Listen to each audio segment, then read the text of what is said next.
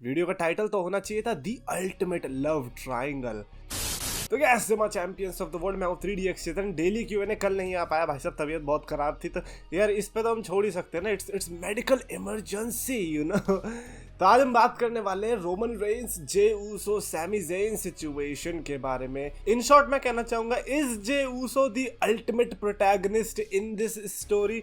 जहां पर हमको लग रहा था रोमन रेंस है, जहां पर हमको एक टाइम पे लग रहा है कि सैमी ज़ेन है, बट कहीं ना कहीं deep down we all know, या फिर हो सकता है कि हमें अभी तक पता ना हो, बट रेवलेशन निकले कि जे ऊसो इज द गाय जो कि इस पूरी स्टोरी लाइन का, जो कि 2.5 साल से चल रही है, उसका सबसे बड़ा हीरो बन के निकला है। हमें सोच रहे हो सितंबर 2020 का वो वाला टाइम था जब Jey Uso and Roman Reigns की ये खिचड़ी जो पकती शुरू हुई थी, और वहां से उन्होंने 2 बड़े बैंगर मैचेस भी निकाले थे, क्लैश ऑफ चैंपियंस से भी and hell in a cell के आई क्विट मैच से भी। एंड आज 2.5 साल जब पूरे हो चुकी है और हमें फिर से रोमन रेंस और जे ऊसो के बीच दरार देखने को मिली है, उसके बीच में बहुत सारी चीज़ें देखने को मिली है।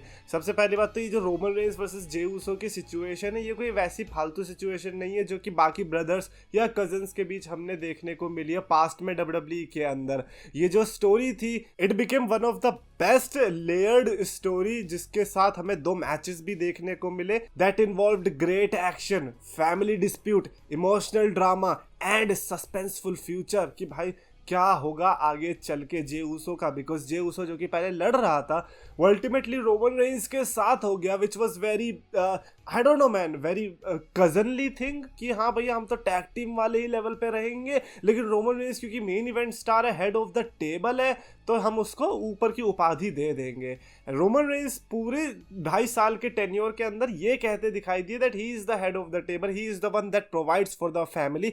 Basically he is the one जो कि ब्लड लाइन का या फिर अपनी फैमिली का ख्याल रखते हैं। एंड आई डोंट नो कि इस बात में कितना सच है या फिर ये रोमन रेंस का जो ऑरा है वो चीज बोल रही है, बट पूरी स्टोरी लाइन से कहीं ना कहीं काफी लोगों ने ये चीज सोची होगी कि शायद Jey Uso is the one who actually cares about blood line. Because खुद सोचो, सैमी ज़ेन को खुले हाथ किसने एक्सेप्ट किया? सबने, except for Jey Uso. Jey Uso को पता था कि उनकी ब्लड लाइन कितनी इंपॉर्टेंट है, फैमिली में किसी को भी वो ऐसे ही नहीं ला सकते यार। तो उसके लिए वो सोचते हैं कि चलो यार इनके टेस्ट लेते हैं, या फिर उसको पहले अपोज करते हैं। जे ऊसो ने अपोज करना सही समझा कि भैया जो तुमने डिसीजन लिया सैमी ज़ेन को लाने का वो गलत है, एक आउटसाइडर को तुम इस फैमिली में कैसे ला सकते हो, जो कि पहला इंडिकेशन था, दिखाता है कि फैमिली के बारे में सबसे ज्यादा अगर किसी को प्रोफाइल तो वो है Jey Uso. Meanwhile Roman Reigns ने सिर्फ अपनी आर्मी बढ़ाने के लिए कि हाँ मेरे को मैचेस में ज्यादा बंदे मिले, मेरी जीत को बढ़ाने के लिए कि हाँ भैया अगर मैं ड्रू मैकिंटायर से लड़ रहा हूँ तो Jey Uso, Jimmy Uso, Solo Sikoa के साथ साथ अब सैमी ज़ेन भी हो, बेसिकली लेबर का काम के लिए उन्होंने अपनी मैन पावर बढ़ा दी थी। ऐसा लग रहा था कि शायद फैमिली के लिए उतनी चिंता नहीं है रोमन रेंस को। जे ऊसो वो गाया था जो कि अनश्योर था सैमी ज़ेन के फ्यूचर के बारे में, देन जे ऊसो ने एक्सेप्ट किया, एंड ऐसा एक्सेप्ट किया उन्होंने पूरा परखने के बाद दैट ही रियलाइज्ड कि आउट ऑफ एवरीवन, हो सकता है जिमी ऊसो को एक्सक्लूड करके, that Sami Zayn might be the only real bloodline member in bloodline more than Roman Reigns too. इसीलिए रॉयल रंबल में हमने देखा किस तरीके से जे ऊसो ने सैमी ज़ेन पर अटैक नहीं किया,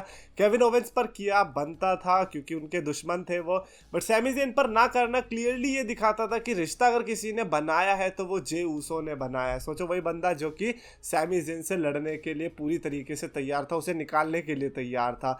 नाउ जे ऊसो क्या अल्टीमेटली इस स्टोरी का हीरो बन सकते हैं? I think yes, because right now Cody Rhodes versus Roman Reigns and Roman Reigns versus Sami Zayn, हो सकता है कि ये ट्रिपल थ्रेट भी बन जाए, you never know, but right now these 2 superstars are there, जो कि ऐसा लग रहा है कि रोमन रेंस को डीथ्रोन करने में अपना जो है नाम ऊपर ले सकते हैं। क्या पता दोनों चैंपियनशिप्स इन दोनों में से किसी एक के पास आ जाए या एक एक चैंपियनशिप आ जाए, वट एवर द केस में बी, बट क्या स्टोरी यहीं पर एंड हो सकती है? क्या एक्चुअली में टाइटल यहाँ पर चेंज हो सकती है?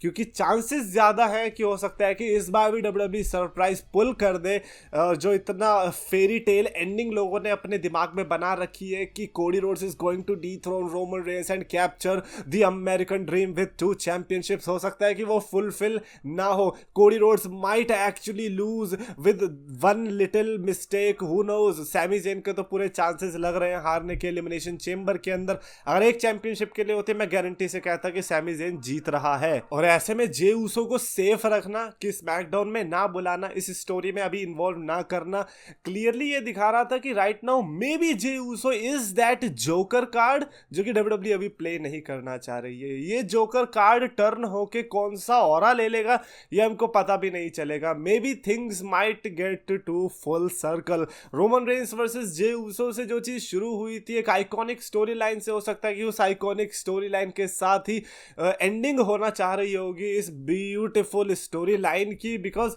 लेट्स बी ऑनेस्ट, अगर कोडी रोड्स रोमन रेंस को हरा देते देन बिलीव और नॉट ब्लड लाइन की स्टोरी लाइन कहीं ना कहीं हमें उतनी अच्छी तरीके से एंड होते दिखाई ना दे। I might be overthinking, हो सकता है कि कोडी रोड्स की स्टोरी में और जान आ जाए, क्योंकि अभी तो नहीं चलने वाली वो, इतना पता है हमको, क्योंकि सैमी ज़ेन और रोमन रेंस का एक बार चेम्बर वाला मैच हो जाए उसके बाद हम श्योर हो सकते हैं कि कोडी रोड्स वाला वर्क करेगा या नहीं।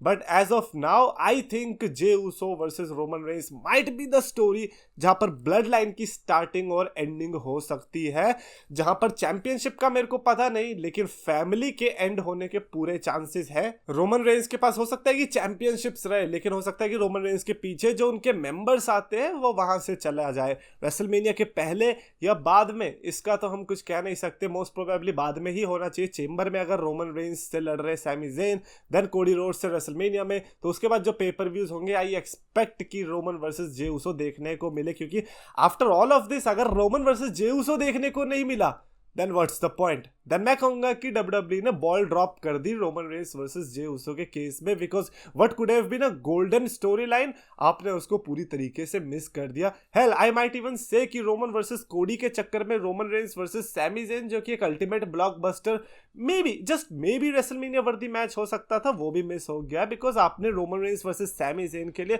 बहुत बड़ा बीज बोया था। कोडी रोड्स का क्या, वो रॉयल रंबल जीता है, रॉयल रंबल हर साल कोई बंदा जीतता है, हर साल ब्लड लाइन जैसी स्टोरी नहीं आती, हर साल सैमी ज़ेन जैसा अंडरडॉग नीचे से ऊपर नहीं आता। कभी एक डेनियल ब्रायन का लास्ट टाइम देखा था 2013-14 में, और आज 8 साल के बाद हमें सैमी ज़ेन का ऐसा कुछ देखने को मिला था। अगर इस पर डब्ल्यूडब्ल्यूई कैपिटलाइज नहीं कर पाई देन ऑफ कोर्स डब्ल्यूडब्ल्यूई पे थोड़ा तो हमें तरस खाना पड़ेगा। तरस तो नहीं खाऊंगा मेरे हिसाब से, फिर तो कंप्लेन करनी बनती है। खैर what I think is that the ultimate protagonist of this manga blood line could be the Jey Uso, और जो मेन इवेंट जे कहा जाता था हो सकता है कि अपने नाम को जस्टिफाई करे रेसलमेनिया के बाद। Tell me what you guys think in the comments below. अगर आपको वीडियो पसंद आए तो प्लीज लाइक करो, शेयर करो, चैनल को सब्सक्राइब करो।